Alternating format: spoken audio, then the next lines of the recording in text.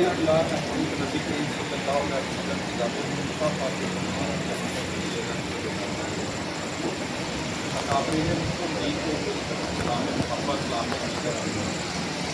کی جو یاران محفل سجی ہے کہ مسلم لیگ کا عظیم گلدستہ سجا ہے. یہ محفل ہے، ایک کارننگ میٹنگ ہے.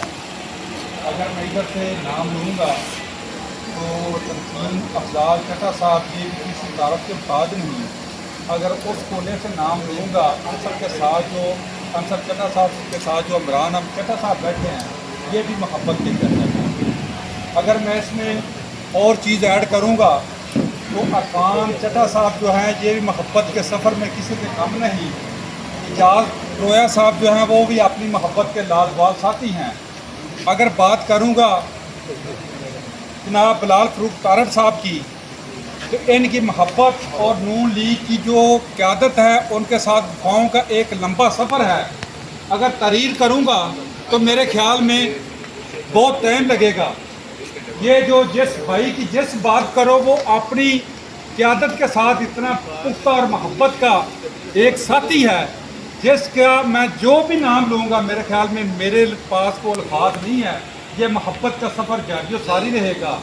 اگر اس میں ایک چیز میں کمی محسوس کر رہا ہوں اس ڈیرے پہ یہ آج کی کارنر میٹنگ تھی. اعجاز رویا صاحب اور عرفان افضل چٹا صاحب نے برملا اظہار کیا کہ ہم گزر رہے ہیں. جب ہم گزر رہے ہیں تو پھر آپ محبت کا اظہار نہ کریں گے تو آپ کی اور ہماری محبت میں شک رہے گا. تو یہ محبت کا گلدستہ سجا ہے. اس میں اگر کمی ہے تو صرف عدنان افضل چٹا صاحب کی ہے. وہ یقینی طور پہ اپنے نجی دورے پہ ہیں.